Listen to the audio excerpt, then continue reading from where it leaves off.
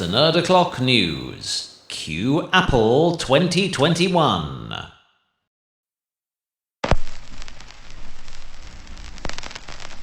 The facts as I know them are not facts but theories. Thus, elements of the following fantastical, known partial truths may be founded upon fragments of fruity fiction, and any similarity such content might manifest to entities and events within your realm of reality is purely coincidental.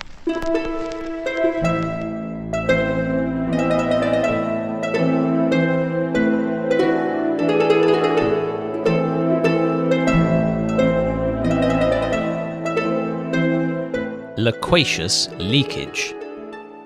As spring buds burst to bask beneath a smiling sun, and blooming forests rustled their joyful ode amidst March's boisterous breeze, Apple sued former employee Mr. Simon Lancaster for the alleged grand larceny and misappropriation of top-secret trade-related materials.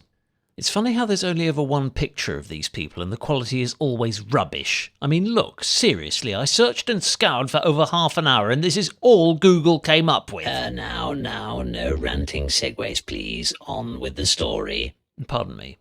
According to an ancient chip-fat-stained copy of Bloomberg Business found scrunched up in the boot of a B-Reg Honda Accord, the world's richest company also accused Lancaster of conspiring and coordinating with an anonymous correspondent to systematically publicise this confidential information, as well as exploit its numerous details pertaining to unannounced and unreleased products, features and updates for professional gain in his senior position at an Apple vending company he subsequently worked for. From Apple's perspective, this constituted a flagrant breach of both the Defense of Trade and California Uniform Trade Secrets Acts, in addition to Lancaster's personal contract with the sour plaintiff.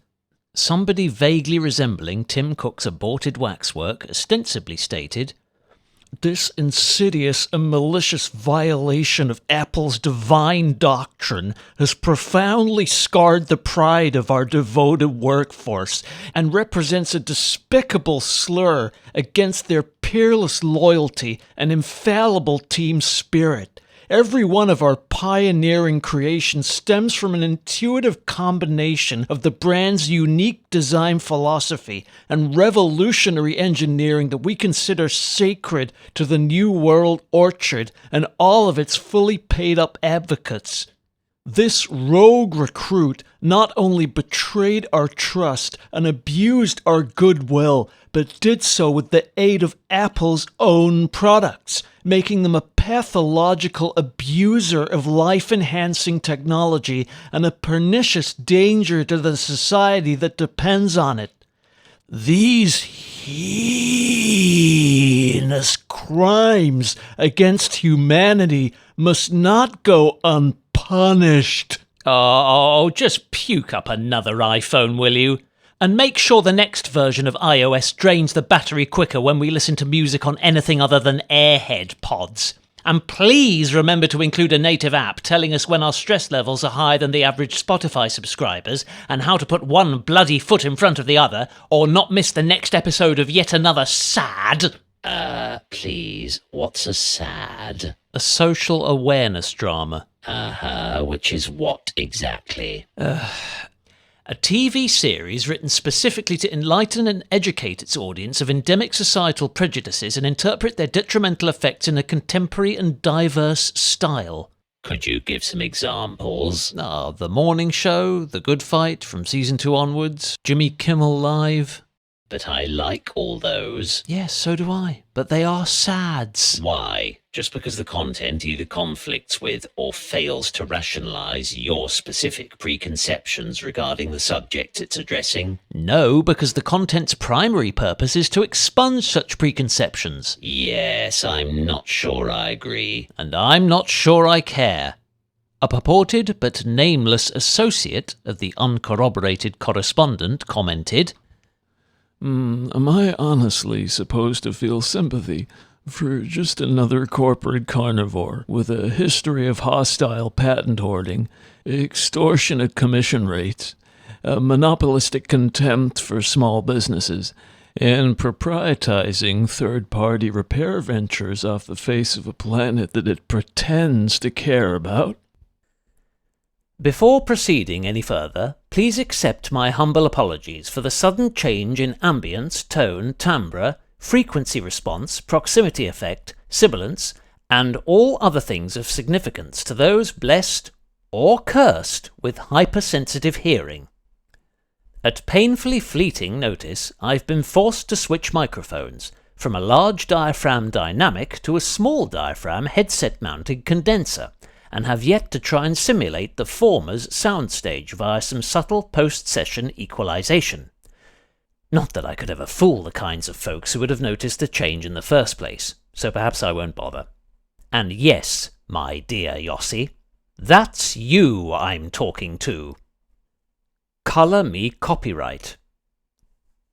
Tomorrow, in spring 2120, trillion-dollar tech demagogue Apple hypothetically unleashed a brand new deep-learned infringement lawsuit against longtime market rival Samsung for the theoretical embezzlement of patented hardware designs. The Cupertino Colossus accused its bittersweet adversary of incorporating multiple elements of its iPhone's OLED screens, manufactured by Samsung under commission exclusively for Apple and in compliance with the latter's licensed specification, within its own flagship Galaxy S, Z, and Note handsets. The Apple display technology combines standards of the utmost stringency with unconditional focus on premium quality, said an unofficial Apple representative.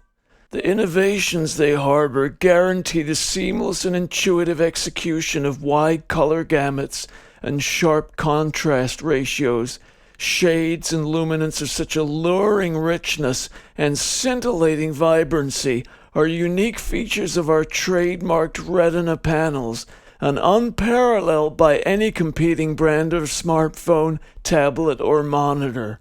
Samsung were swift to deny the allegations, with a pseudo-spokesperson adding, "Whilst we warmly welcome Apple's custom for components they're incapable of producing, we take equal, if not greater, pride in the formulation and implementation of our own proprietary technology."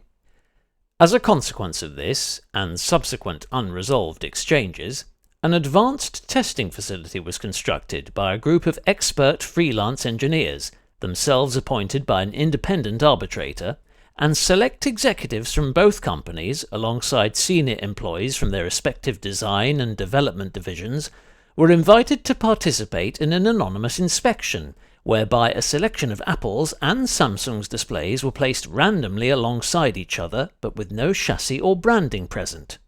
The aim was to establish if anybody could distinguish rose gold from rose tinted.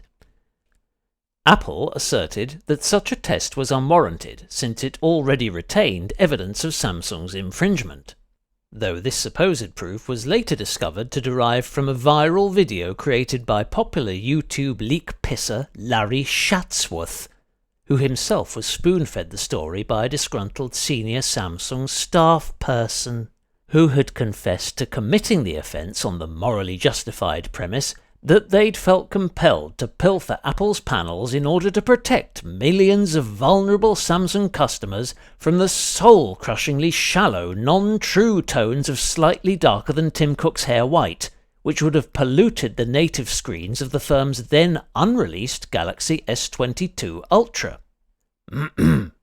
It is understood that both parties eventually settled their dispute out of court, following a period of protracted negotiations, with Apple initially pledging to cease proceedings on the proviso that Samsung issued a formal public admission of their misdemeanour, expressed sincere and humble regret, and agreed to configure every model from their next 3 generations of Galaxy S, Note and Fold to display the automated and unskippable welcome message, "Congratulations on choosing second best. Tap right here, we suggest." Excuse me, Apple would never have written that. Oh, shut up! This provocative greeting would be followed by an express link to the Apple Store, enabling the buyer to instantly swap their purchase for an iPhone of equal or greater value, including free next-day delivery. Samsung rejected all 3 conditions, but did offer to FedEx the now sacked staffer to Apple HQ for further brainwashing and indoctrination. And now, here are 10 top tips on how to be a hot, runny leaker. 1. Lap up every leak like it were an ice-cool mojito under the desert sun, and upload at least 20 videos a day. Remember, quality is to rumours what quantity is to a Rembrandt original. That is, profoundly undesirable. 2. When customizing your thumbnail image, take a minimum of 10 selfies, pulling the stupidest possible faces, and select the one you'd most like to see pinned to Vlad the Impaler's dartboard. 3. Inform your audience precisely what proportion of them have not yet subscribed, before casually suggesting that they do so, but in a tone that elicits a slight sense of guilt, similar to what one feels when walking past a street busker to draw cash from an ATM. 4. Flog souvenir mugs, t-shirts, shorts, pants, briefs, beanies, scarves, pillows and drinks bottles for at least $50 a pop. 5. Thank all of your retweeted tweets retweeters, and be sure to retweet those retweets. 6. Always cross-reference your leaks with those from other spurious and unverified origins. 7. Badmouth all rival leakers as bogus, self-serving and irresponsibly provocative. 8. Discredit any accurate leaks that aren't your own as detrimental to fair and honourable progressive consumerism, especially the ones that annoy Apple. 9. Discredit any accurate leaks that aren't your own as detrimental to fair and honourable progressive consumerism, especially the ones that annoy Apple. 10. Repeat yourself. 11. No matter the criticisms or consequences, always be really, really irritating. Should you require assistance regarding the format and presentation of your video, here is an audio template demonstrating some of the tawdry techniques employed to attract, indulge, and augment a fan base worthy of the typical leaker's fame-hungry fickleness. Begin with a phrase like, "Hey, what's up guys, girls, fans, animals, vegetables, minerals of all ages," followed by something akin to, "Welcome to Tech-Tail Tit, a show that cuts straight to the heart of state-of-the-art. And wow, have we got a packed and stacked show for you today. There's such a massive steaming pile of news that I'll be presenting this entire episode in a single sentence, with absolutely no pause for breath, even though you've already got the option to listen at double speed. I simply can't risk 1 nanosecond of silence, because silence is bad, it's wicked, and it kills people." Hear that? Over 10,000 innocent tech heads dead and gone forever during that tiny moment of evil silence. So let's fill the silence with some random library music that has no relevance whatsoever to the narrative, but because the channel content network we're signed up with has it available, and a successful cyber media consultant recommended it based on research, which they were paid to conduct by a library music production company, let's just smash it right in at an obnoxiously loud volume. And now let's talk about this video's main topic, which barely equates to the bombshell revelation cited in the crudely clickbaited title and thumbnail, doesn't confirm or deny anything whatsoever of interest, and is basically just the same words in a different order, embellished with fragments of rumours, hastily accrued from transient Twitter feeds, but voiced with the exact same monotonous intonation, in the hope of keeping you watching for long enough for me to promote a sponsor, point to the merch I happen to be wearing, and make some witty off-cue comment about a name I just mispronounced, which causes my trained camera wrangler to laugh as though it were the world's funniest joke, and affords my channel an edgy and spontaneous style, even though it took 237 takes to not sound terminally contrived. Lastly, we get to the wrap-up, where I nag you once more to button and bell, like or dislike, and leave fawning praise or constructive criticisms, both of which I'll probably ignore, since I'm too busy sniffing out my next phony rumour, begging for a blue tick, and wangling my way into private webinars to learn how to leak like a master. That's it folks, I've been Tech-Tail Tit. So long, signing off. Please visit my affiliate stores below, and spend a pointless fortune on grooming kits, earbuds, mattresses, and a set of limited edition cake forks that you could get on QVC for half the price. Oh, and those things that claim to enhance your online privacy, but people only buy so they can binge on Netflix from any country. This video was brought to you by RAID 0.